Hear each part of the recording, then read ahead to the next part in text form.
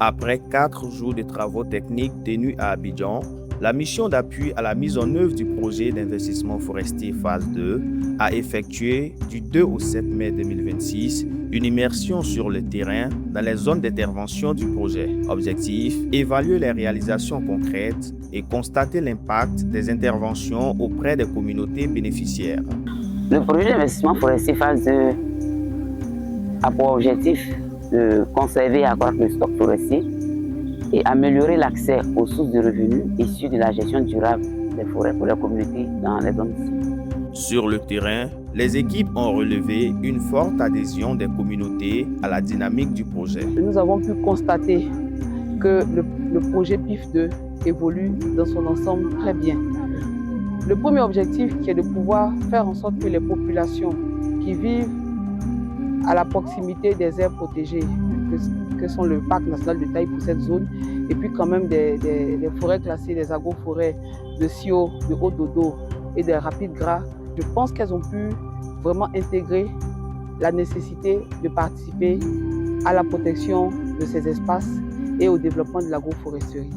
Autrefois, dans leur majorité, réticentes aux mesures de gestion durable des forêts, les populations riveraines participent activement aujourd'hui à leur mise en œuvre et à la préservation des ressources forestières. La mission a pu constater les progrès réalisés en matière de restauration des paysages forestiers avec la visite d'un site de reboisement agroforestier à Digbadi et d'une pépinière à Yaodanko dédiée à la campagne de reboisement 2026.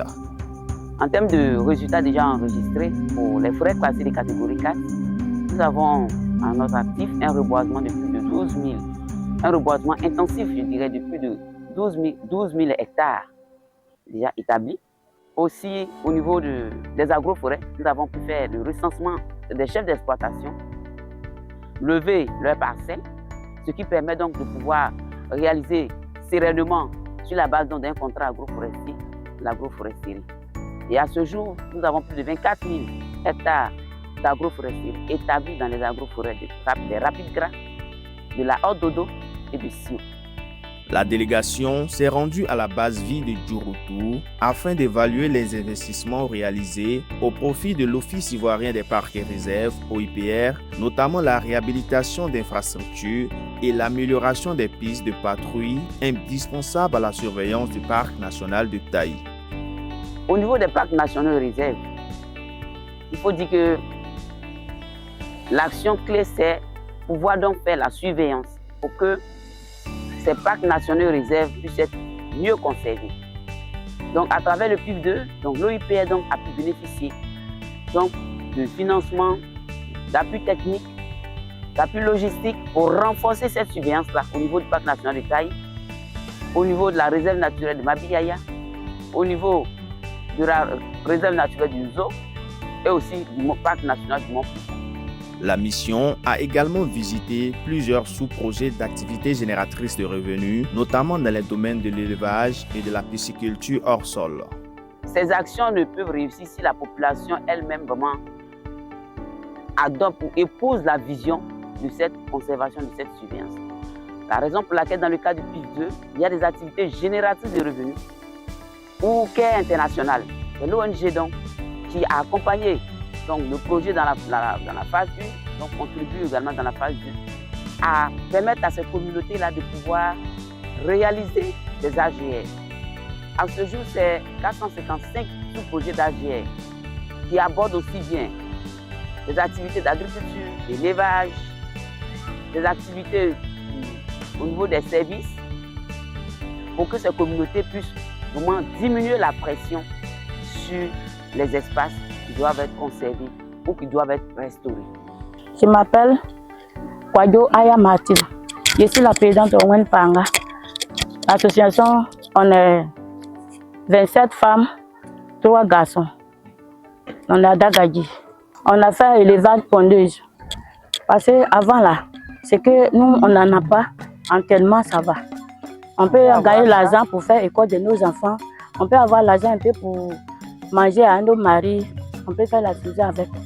Donc, ça a commencé à aller. Nous avons pour but la sensibilisation à la non-agression du parc national de Taï. Et donc avec l'avènement du PIF 1, nous avons postulé, mais le PIF 1 n'était pas accentué ici. Donc nous avons aidé les agents des eaux et forêts au niveau de la Côte d'Ivoire à planter, à faire l'agroforesterie. Donc quand le PIF 2 est venu, voilà, ils sont venus faire un appel à manifestation d'intérêt, dont nous avons postulé. C'est ainsi que nous avons été sélectionnés. Nous avons bénéficié de ce projet-là. Ce qu'ils nous ont fait, en tout cas, ça nous fait du bien. Je viens de dire de suite, on a eu PIF 1, PIF 2, on veut PIF 3. Vraiment, on est très contents. À l'issue de la mission, une satisfaction générale a été exprimée quant aux avancées du projet.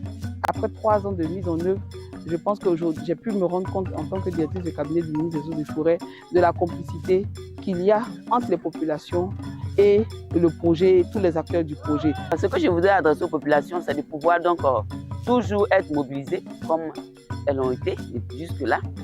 Être mobilisées parce que le projet, c'est pour la population.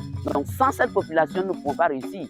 Et je voudrais les remercier parce que cette population vraiment s'est mobilisée. Je voudrais leur dire de continuer. Nous sommes disposés à les sensibiliser, à les former pour qu'ensemble, nous puissions donc réaliser et atteindre l'objectif du projet. Quant aux chargés du PIF 2 à la Banque mondiale, ces résultats traduisent des acquis solides. On peut dire qu'aujourd'hui, on a vraiment des fondations solides. Il y a des réalisations clés telles que les kilomètres de pistes réalisés, le nombre de bases vie. Mais je dirais que le changement le plus fondamental, c'est vraiment d'avoir trouvé la façon de collaborer entre les populations, la SODEFOR, de façon à reboiser à l'intérieur des agroforêts. Et aussi, ce qu'on peut dire, on est satisfait aussi de voir les premiers résultats des activités génératrices de revenus. Il y a plus de 400 projets qui ont été identifiés, financés. Et on se rend compte aujourd'hui que ça y est, ils sont en phase maintenant de production et certains sont même déjà en phase de commercialisation. Donc là aussi, c'est pareil. Les 3 ans que nous avons devant nous, c'est de consolider ces résultats de façon à ce qu'ils puissent avoir des revenus de manière pérenne dans le temps. Le premier message, c'est un remerciement d'abord à la Banque mondiale, réellement, qui a accepté d'accompagner la Côte d'Ivoire dans la mise en œuvre d'un tel projet qui a cette ampleur. Ensuite, vis-à-vis de tous les autres acteurs institutionnels de la Côte d'Ivoire. La mission du PIF 2 confirme ainsi une dynamique positive marquée par l'engagement des communautés, le renforcement des infrastructures et la consolidation des actions de restauration forestière en Côte d'Ivoire.